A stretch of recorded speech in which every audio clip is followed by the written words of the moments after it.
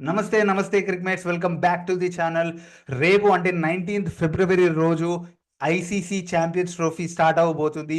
ఈ matches 19th ఫిబ్రవరి నుంచి 9th March వరకు జరుగుతాయి. 9th మార్చ్ రోజు ఫైనల్ జరగబోతుంది. రేపు పాకిస్తాన్ వర్సెస్ న్యూజిలాండ్ మ్యాచ్తోని ఈ టోర్నమెంట్ కిక్ ఆఫ్ అవుతుంది. అసలు ఈ టోర్నమెంట్ గురించి మొత్తంగా మాట్లాడదాం. ఏం జరుగుతున్నాయి, ఏ టీమ్స్ వెళ్తున్నాయి, ఎంత స్ట్రాంగ్గా ఉన్నాయి టీమ్స్ అనేది. Let's get in the video.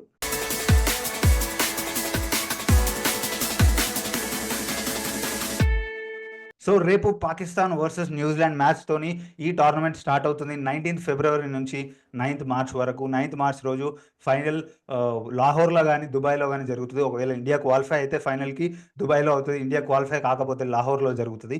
So ఈ టోర్నమెంట్ మొత్తంగా చూస్తే చాలా కాంట్రవర్సీస్తోని, చాలా ఇబ్బందులతోని ఈ టోర్నమెంట్ని ఇక్కడ ఫిక్స్ చేశారు. సో ఎట్ లాస్ట్ ఈ టోర్నమెంట్ స్టార్ట్ అవబోతుంది.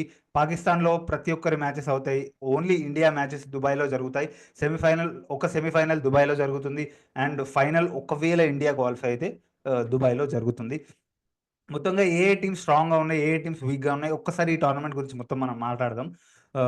మెయిన్గా మన గ్రూప్ ఏ చూస్తే ఇండియా ఉన్న గ్రూపు. ఈ గ్రూప్లో India, New Zealand, Pakistan and Bangladesh ఉన్నాయి. ఈ గ్రూప్ చాలా ఈజీగా కనపడుతుంది చూడడానికి, కానీ ఒక్క మ్యాచ్ ఓడిపోయినా క్వాలిఫై అవ్వడం కష్టమైపోతుంది ఈ గ్రూప్లోంచి. సో ఈ గ్రూప్లో మెయిన్గా 3 టీమ్సే తలబడుతున్నట్టు. ఎందుకంటే బంగ్లాదేశ్ ఇప్పుడున్న కరెంట్ టీంతోనైతే క్వాలిఫై అయ్యే ఛాన్సెస్ చాలా కష్టం. ఇంపాసిబుల్ అని చెప్పుకోవాలి నన్ను అడిగితే. ఎందుకంటే ఇప్పుడున్న టీం కూడా కొంచెం డిప్లేటెడ్ టీం. కొంతమంది ఇంజురీస్తోని షాకిబ్ అల్ హసన్ రావట్లేదు, లితన్ దాస్ కూడా రావట్లేదు అని రిపోర్ట్స్ వచ్చాయి. సో బంగ్లాదేశ్ టీం అంత మంచిగా కనపడట్లేదు. సో మనం ఆడితే మంచిగానే ఉంటుంది, కానీ ఇప్పుడున్న సిచ్యువేషన్లో బంగ్లాదేశ్ అంత మంచి టఫ్ ఫైట్ ఇస్తుంది అని నేను అనుకోవట్లేదు.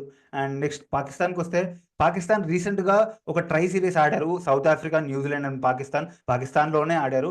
ఆ 3 మ్యాచెస్ ఆడారు ఈ ట్రై సిరీస్లో. 3 మ్యాచెస్లో ఒక మ్యాచ్ గెలవగలిగారు, అది కూడా సౌత్ ఆఫ్రికాతోని.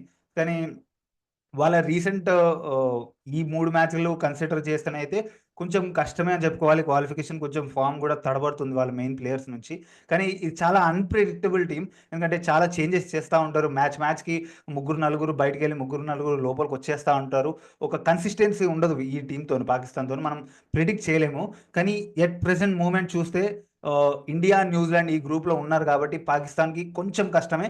కానీ ఒక్కటేందంటే వీళ్ళకి హోమ్ అడ్వాంటేజ్ ఉంటుంది. వీళ్ళ హోమ్‌లోనే జరుగుతున్నాయి కాబట్టి గ్రూప్ స్టేజ్‌లో కూడా 2 మ్యాచ్‌లు వీళ్ళ హోమ్‌లోనే ఆడతారు కాబట్టి న్యూజిలాండ్ అండ్ బంగ్లాదేశ్‌తోని. సో ఆ హోమ్ అడ్వాంటేజ్ అనేది ఉంటది. సో దాన్ని బట్టి చూస్తే వీళ్ళకి కూడా ఒక ఎడ్జ్ ఉంది, హోమ్ ఉంది కాబట్టి. న్యూజిలాండ్‌తో చూస్తే న్యూజిలాండ్ చాలా మంచి ఫామ్‌లో ఉన్నారు ప్రతి ఒక్క ప్లేయర్ కూడా. మనం మొన్న జరిగిన ట్రై సిరీస్‌లో చూసాం. అందరూ కాంట్రిబ్యూట్ చేశారు, అందరూ ఫామ్‌లో ఉన్నారు, అందరూ ఆడుతున్నారు. సో ఈ టీమ్ కనపడదు, స్ట్రాంగ్‌గా కనపడదు, కానీ వీళ్ళు గ్రూప్‌గా కలిసి ఆడతారు కాబట్టి వీళ్ళ టీమ్ చాలా మంచిగా ఉంది. వీళ్ళు క్వాలిఫై అయ్యే ఛాన్సెస్ చాలా ఎక్కువగా ఉన్నాయి. ఫైనల్‌కి కూడా ఎళ్ళే ఛాన్సెస్ చాలా ఎక్కువగా ఉన్నాయి న్యూజిలాండ్ వాళ్ళు. సో మన ఇండియన్ టీమ్‌కొస్తే, మన ఇండియన్ టీమ్ ఓడిఐ టీమ్‌ని మనం నన్నడిగితే మనం భయపడాల్సిన అవసరం లేదు. ఎందుకంటే మనం ఫైనల్స్ దాకా అయితే ఈజీగా క్వాలిఫై అయిపోతాం. మన టీము కన్సిస్టెంట్‌గా క్వాలిఫై అవుతుంది. మనం 2015 ఓడిఐ వరల్డ్ కప్ నుంచి చూస్తే, 2015 ఓడిఐ వరల్డ్ కప్‌లో సెమీఫైనల్స్‌కెళ్ళాం.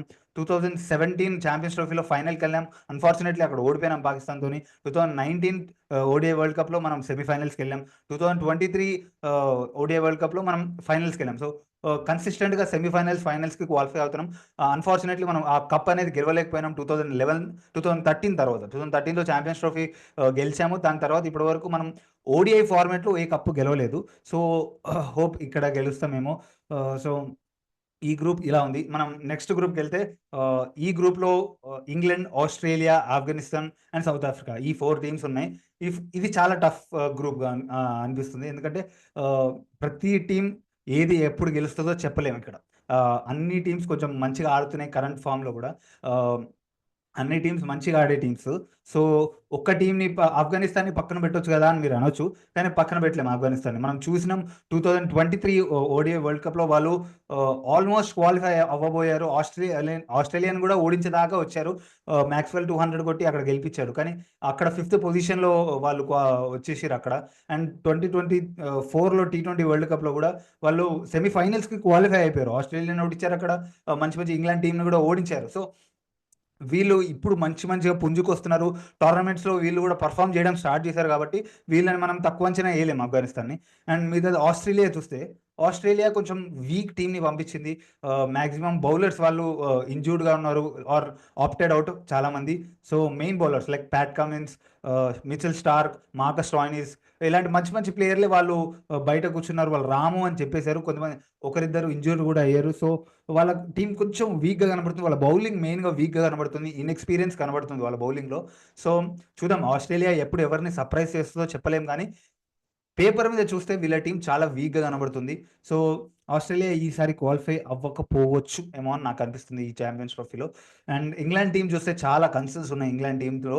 ఎందుకంటే మనం ఇండియాతోని 3 ఓడీఐ మ్యాచ్‌లు ఆడిర్రు. అందులో ఆహ్, చాలా దారుణంగా పెర్ఫార్మ్ చేసిర్రు ఈ ఓడీఐ సీరీస్‌లో.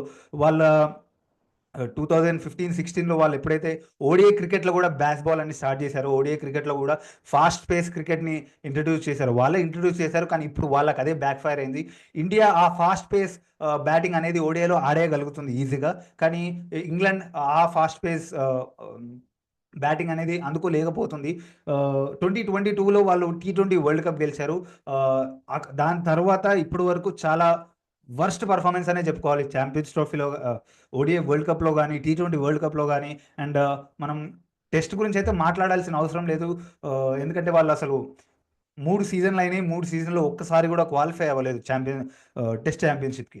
సో, కొంచెం వీక్‌గా కనబడుతుంది. కానీ ఓవరాల్ వాళ్ళ గ్రూప్‌లో చూస్తే ఇదే కొంచెం బెటర్ టీమ్‌గా కనబడుతుంది. అండ్ సౌత్ ఆఫ్రికాకొస్తే సౌత్ ఆఫ్రికా కూడా చాలా ప్రాబ్లమ్స్‌తోనుంది. ఎస్పెషల్లీ వాళ్ళు ఆహ్, ఎప్పుడైతే పాకిస్తాన్‌లో ఆడాలి. వాళ్ళు మొత్తం 3 మ్యాచ్‌లు పాకిస్తాన్‌లోనే ఆడాలి.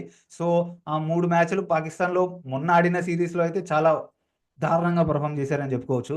వాళ్ళ బ్యాటింగ్ బానే ఉంది కానీ బౌలింగ్ చాలా వెనకబడింది.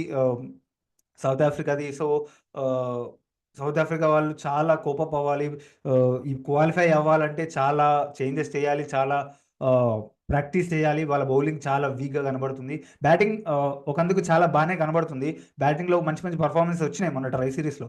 కానీ బౌలింగ్ నుంచే అంత మంచిగా పెర్ఫార్మన్స్ రాలేదు. సో, కొంచెం వీక్‌గా కనబడుతుంది సౌత్ ఆఫ్రికా టీమ్ గూడా.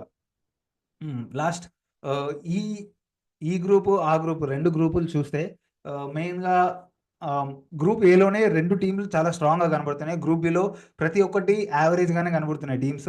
అంటే టోర్నమెంట్ స్టార్ట్ అయినంక ఆస్ట్రేలియా ఎలా పెర్ఫార్మ్ చేస్తుందో మనం కూడా చెప్పలేం. ఎందుకంటే ఆస్ట్రేలియా ఐసీసీ టోర్నమెంట్స్‌లోకి రాంగానే ఒక డిఫరెంట్ బీస్ట్‌గా కనబడుతుంది. వాళ్ళు సిరీస్‌లల్ల అంత మంచిగా పెర్ఫార్మ్ చేయకపోయినా ఒక ఐసీసీ టోర్నమెంట్ వచ్చిందంటే వాళ్ళ నుంచి పెర్ఫార్మన్సెస్ వస్తాయి. ఎస్పెషల్లీ వాళ్ళు సెమీఫైనల్స్‌కి క్వాలిఫై అవ్వగలిగితే అక్కడి నుంచి వాళ్ళ పెర్ఫార్మన్సెస్ అని చాలా చేంజ్ అవుతాయి. సో, ఇక్కడ నుంచి ఈ 2 గ్రూప్స్ నుంచి సెమీఫైనల్స్‌కి ఏవి క్వాలిఫై అవుతాయని చూస్తే ఆహ్, నేనేమనుకుంటున్నా అంటే గ్రూప్ ఏ నుంచి ఇండియా అండ్ న్యూజిలాండ్ 2 క్వాలిఫై అవుతాయి. అండ్ గ్రూప్ బి నుంచి ఆహ్, గ్రూప్ బి చెప్పడం చాలా టఫ్. ఎందుకంటే ప్రతి ఒక్క టీమ్ ఒకటే లెవెల్‌లో ఉన్నాయి. ప్రతి ఒక్క టీమ్ గూడా సేమ్‌గా కనబడుతున్నాయి. సేమ్ స్ట్రెంగ్త్స్‌తో కనబడుతున్నాయి. ఆఫ్ఘనిస్తాన్‌కి గూడా ఛాన్స్ ఉంది నన్నడిగితే. ఎందుకంటే వాళ్ళ గ్రూప్‌లో సౌత్ ఆఫ్రికా వీక్‌గా కనబడుతుంది. ఇంగ్లాండ్ వీక్‌గా కనబడుతుంది. ఆస్ట్రేలియా గూడా టీమ్ బౌలర్స్ లేరు. సో, ఆఫ్ఘనిస్తాన్‌కి గూడా చాలా ఛాన్సెస్ ఉన్నాయి. నన్నడిగితే హ్మ్, maybe England and Afghanistan, south ఆఫ్రికాలో ఒకటే అని నేననుకుంటున్నా. ఆహ్, లెట్స్ గెట్ వైల్డ్ గెస్ అనుకోండి Afghanistan. England and Afghanistan from group B and India and New Zealand from group A. ఇవి 4 టీమ్స్ సెమీఫైనల్స్ క్వాలిఫై అవుతాయి అనిపిస్తుంది. ఈ 4 నుంచి ఫైనల్‌కి ఎవరు క్వాలిఫై అవుతారు అని నన్నడిగితే it might be India and New Zealand. ఇవి రెండే అని నాకనిపిస్తున్నాయి. ఎందుకంటే రీసెంట్ ఫార్మ్స్ చూస్తే 2 టీమ్స్ చాలా టఫ్‌గా కనబడుతున్నాయి. ఎస్పెషల్లీ న్యూజిలాండ్ ఇంకా చాలా టఫ్‌గా కనబడుతుంది. వాళ్ళు గ్రూప్‌గా అటాక్ చేస్తారు. ఇక్కడ ఇండియా నుంచి కూడా సేమ్ స్ట్రాటజీ అప్నాయించారు. ఎందుకంటే ఇండియా కూడా ప్రతి ఒక్క ప్లేయర్ ఫార్మ్‌లో కనబడుతున్నారు. Except 2, 3 players except Virat Kohli మొన్న 50 కొట్టాడు. అందులో కూడా కొంచెం అటు ఇటే కనబడుతుంది. అండ్ రోహిత్ శర్మ ఒక సెంచరీ కొట్టాడు. దాని తర్వాత కూడా కొంచెం పెర్ఫార్మన్స్ రాలేదు నెక్స్ట్ మ్యాచే. సో, అటు ఇటుగా ప్రతి ఒక్క బ్యాట్స్‌మన్ ఫామ్‌లో ఉన్నారు. శ్రేయస్ అయ్యర్ గాని, శుభ్మన్ గిల్ గాని, అక్షర్ పటేల్ గాని వీళ్ళు ముగ్గురు చాలా మంచి పర్ఫార్మెన్స్ ఇచ్చారు మొన్న జరిగిన ఓడిఐ సిరీస్‌లో ఇంగ్లాండ్‌తోని. బౌలింగ్‌లోంచి కూడా జడ్డు చాలా మంచి ఫామ్‌లో ఉన్నాడు. వరుణ్ చక్రవర్తి వికెట్స్ తీసుకుంటున్నారు. మనం చూస్తే అక్షర్ కూడా బౌలింగ్ చాలా బాగా ఏస్తున్నాడు. షమి ఇంకా కొంచెం రావాలి. మన బౌలింగ్ మన దాంట్లో కూడా బౌలింగ్ కొంచెం వీక్‌గా కనబడుతుంది. ఎందుకంటే ఆహ్, షమి ఇప్పుడిప్పుడే ఇంజ్యూరీ నుంచి వస్తున్నాడు. షమి ఇంకా చాలా ఇంప్రూవ్ అవ్వాలి. పేస్ కూడా గెయిన్ చేయాలి షమి. సో, షమి కొంచెం వీక్‌గా కనబడుతున్నాడు. హర్షదీప్ చాలా మంచి బౌలర్ హర్షదీప్. హర్షదీప్‌ని టీ20 వరల్డ్ కప్‌లో చాలా మంచిగా ట్రై చేశారు. చాలా ప్రూవెన్ ప్లేయర్ టీ20లో. సో, ఓడిఐలో గూడా సేమ్ పర్ఫార్మెన్స్ ఇవ్వాలని మనం కోరుకోవాలి. హర్షిత్ రాణా గూడా బానే చేస్తున్నాడు. కొంచెం ఎక్స్‌పెన్సివ్ అవుతున్నాడు. కానీ వికెట్స్ వస్తున్నాయి మిడిల్ ఓవర్స్‌లో. సో, మనకి మంచిదే అని చెప్పుకోవచ్చు. సో, ఓవరాల్‌గా ఇండియన్ టీమ్ గూడా స్ట్రాంగ్‌గా ఉంది. న్యూజిలాండ్ టీమ్ గూడా చాలా మంచి ఫామ్‌లో ఉన్నారు ప్రతి ఒక్క ప్లేయర్. ఎస్పెషల్లీ మనం చూస్తే కేన్ విలియమ్సన్ ఓడిఐ ఫార్మాట్‌లో కేన్ విలియమ్సన్ ఇంకొక బీస్ట్. సో, కేన్ విలియమ్సన్ ఎప్పుడు పెర్ఫార్మ్ చేస్తే వాళ్ళ టీమ్ చాలా మంచిగా ఆహ్, దూసుకెళ్ళిపోతదనిపిస్తుంది. సో, ఇది నా ఒపీనియన్ గైస్. మీరేమనుకుంటున్నారు? ఏ టీమ్స్ సెమీఫైనల్స్‌కెళ్తాయి అండ్ ఏ టీమ్స్ ఫైనల్‌కెళ్తాయి? మీరేమనుకుంటున్నారు? కామెంట్స్‌లో చెప్పండి. Please do like this video and subscribe to our channel. Next వీడియోలో మళ్ళీ కలుద్దాం. Until then